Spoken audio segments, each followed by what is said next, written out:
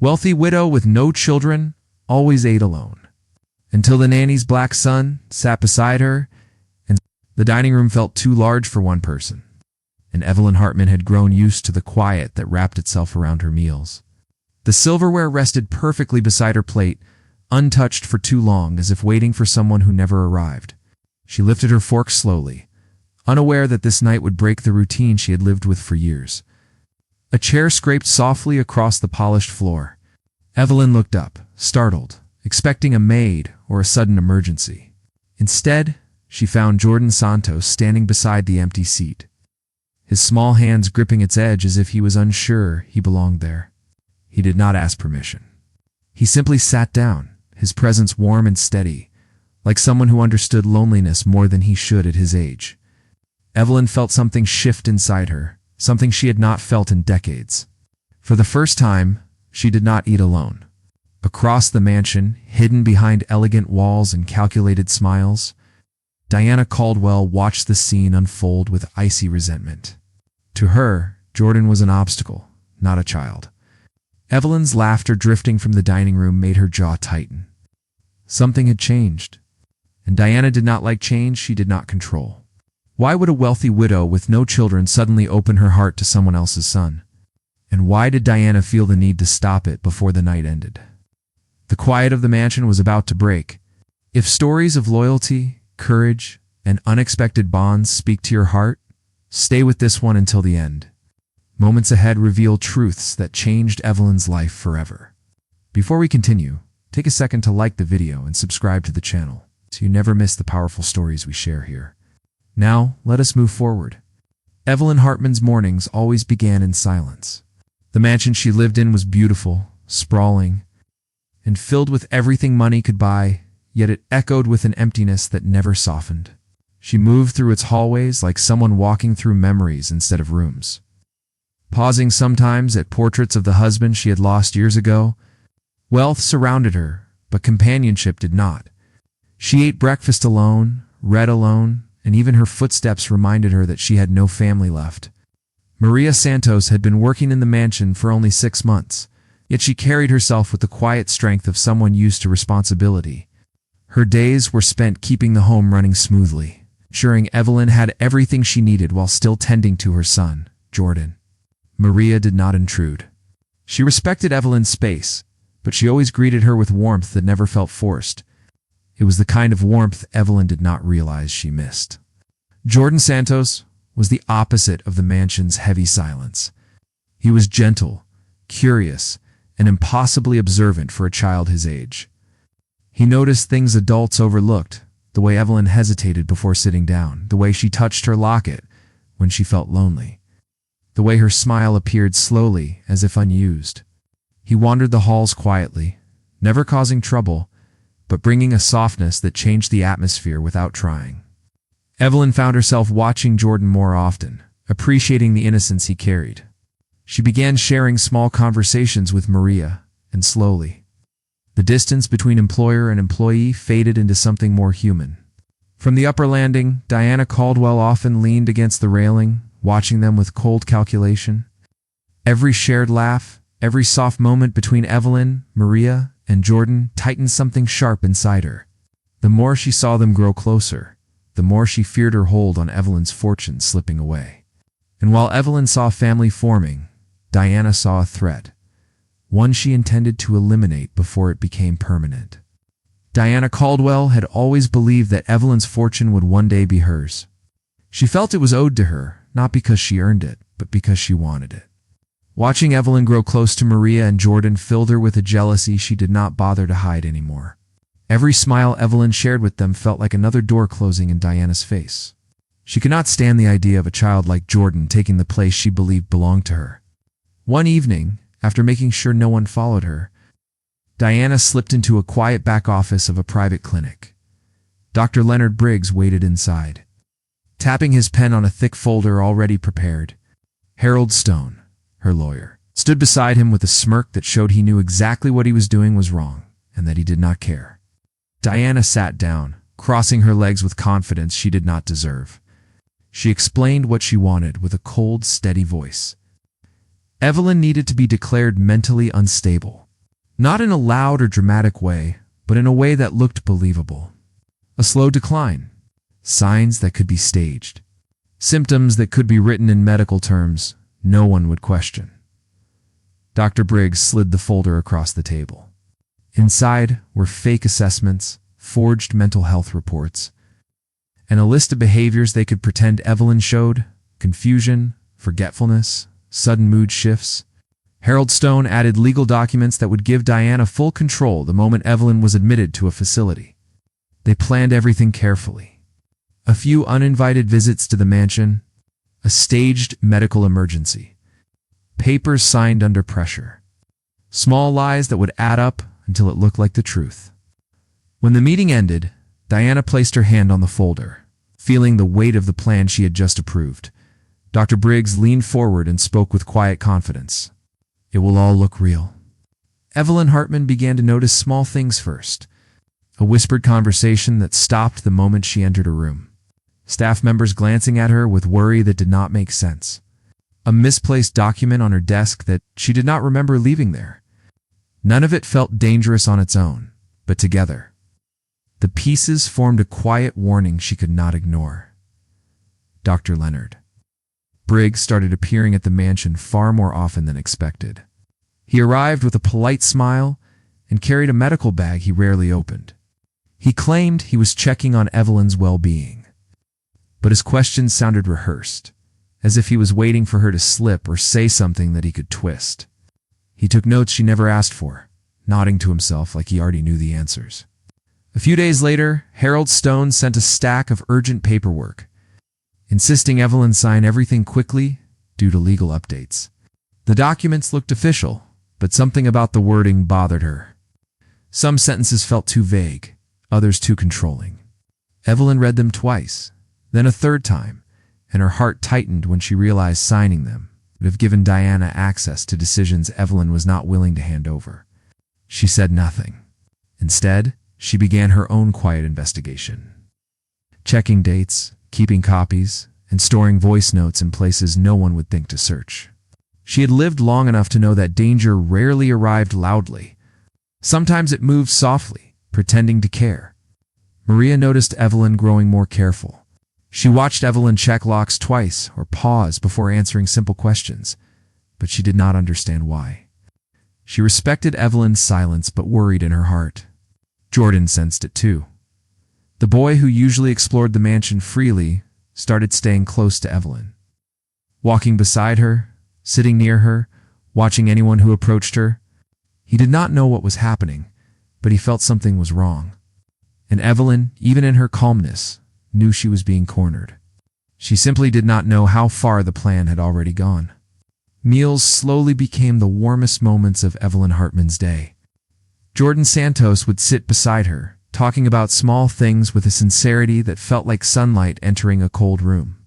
He told her about the books he liked, the insects he found in the garden, and the funny shapes he saw in clouds. Evelyn listened, smiling more than she had in years. His laughter filled the dining hall in a way money never could. Jordan began helping her with small tasks, picking up dropped napkins, carrying letters from the door, even reminding her where she left her reading glasses. He never did it for attention. He did it because he cared. Evelyn felt a softness returning, something she thought she had lost forever. The mansion no longer felt like a museum. It felt lived in. Maria watched their bond grow with quiet gratitude.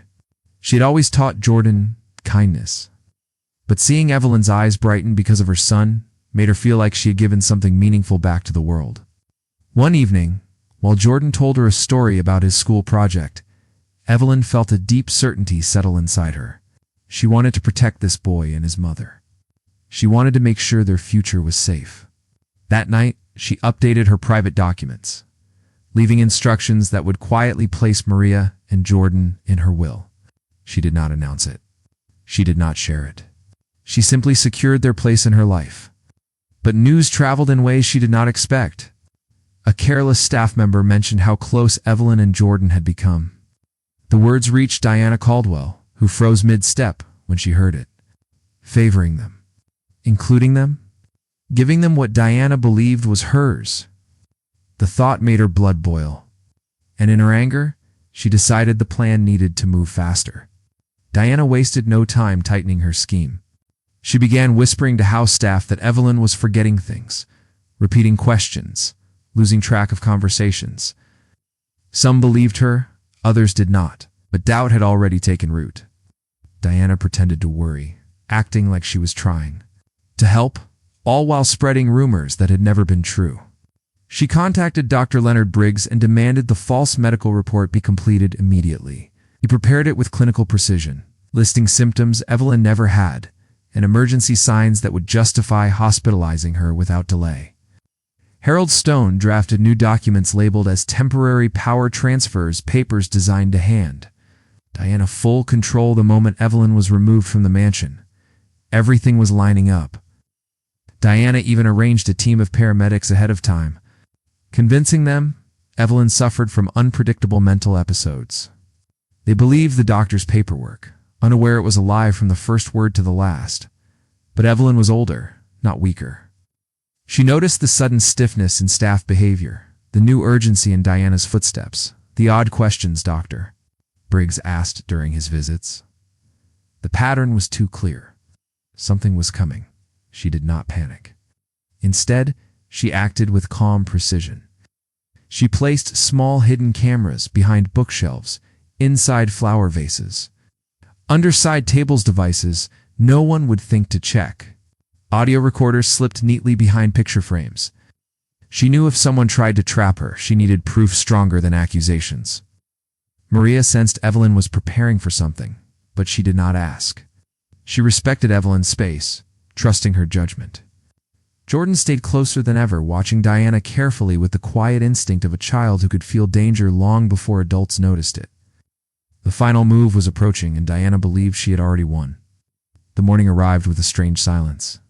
Evelyn felt it before she heard the footsteps. Heavy boots marched through the entrance hall, followed by hurried voices that did not belong in a peaceful home.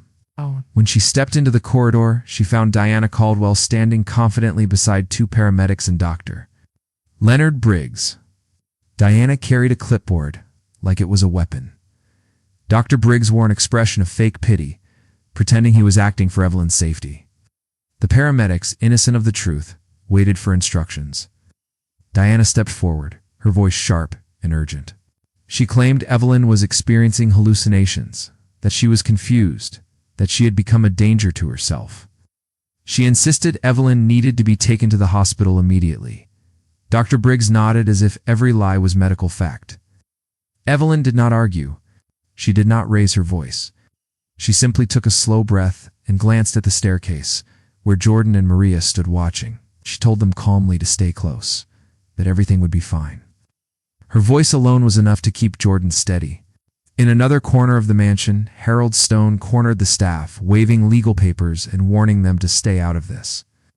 He threatened their jobs, claimed Evelyn's condition was severe, pushed them into silence through fear. Evelyn looked at each person in the room and made an unusual request. She asked everyone, paramedics, Diana, Dr. Briggs, Harold, and every available staff member to gather in the main sitting room before she left. She said she wanted witnesses so there would be no misunderstandings about what would happen next. Diana smirked, believing Evelyn was preparing to surrender. But Evelyn had been preparing for something else entirely. Evelyn took a slow step forward, holding a small tablet in her hand.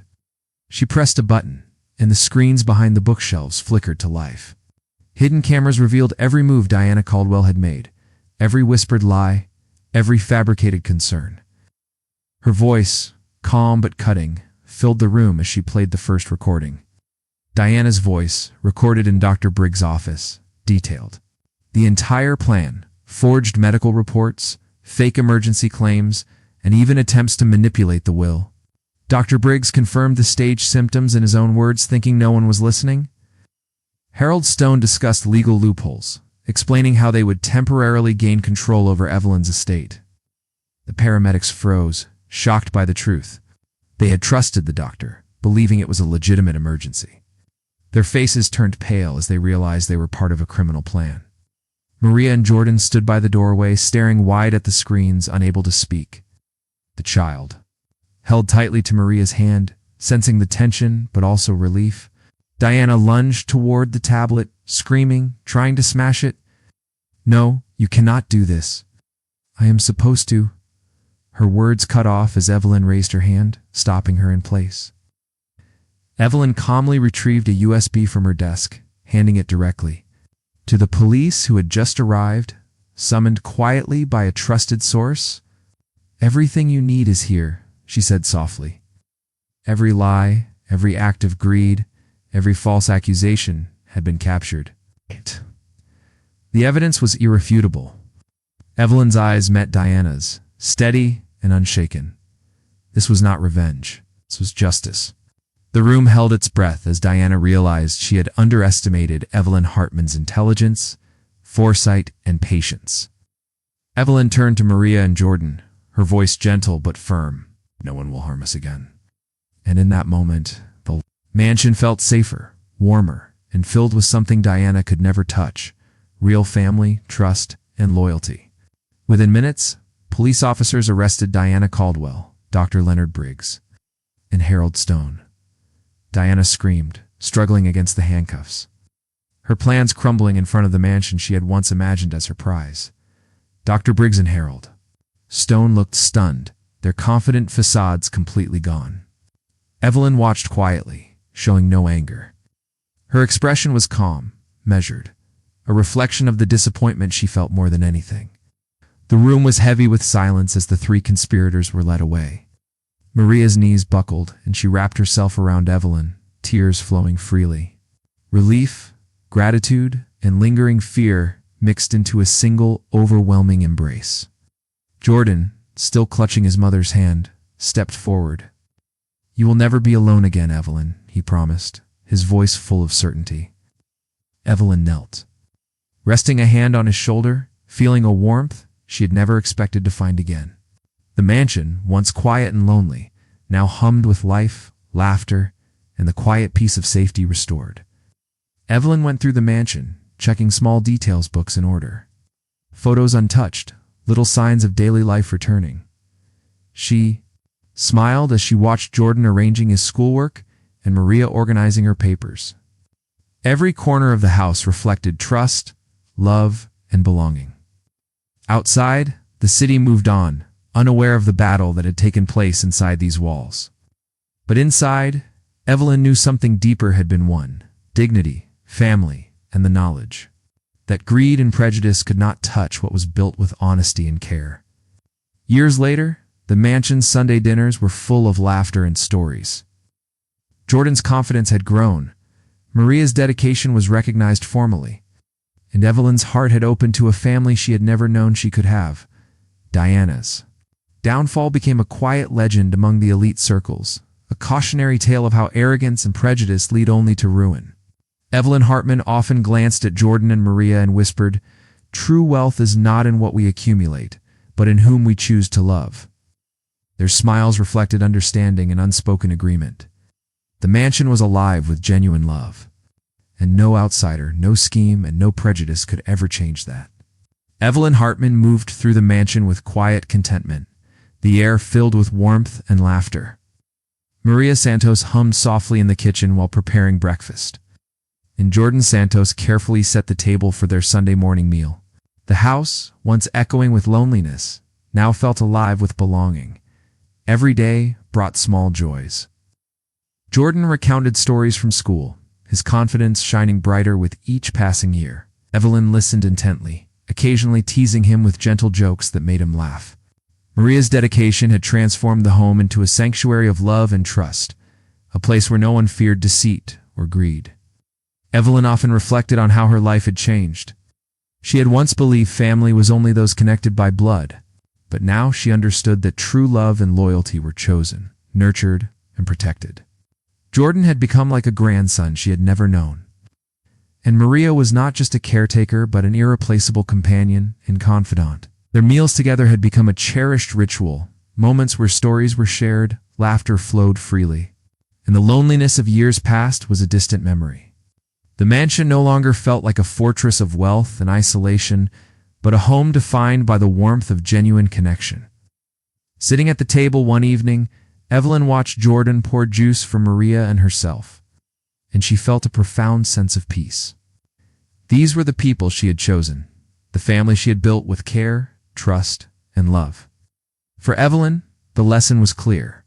Happiness came not from inheritance or power, but from the bonds that endure when hearts are open. If this story touched your heart, remember that love and family can be found in the most unexpected places. Share this tale with someone who believes in loyalty, kindness, and courage. Hit the like button if Evelyn's journey inspired you. Subscribe to our channel to uncover more stories that celebrate triumph over greed, prejudice, and deceit. Don't forget to turn on notifications so you never miss a moment of these powerful, heart-stirring tales.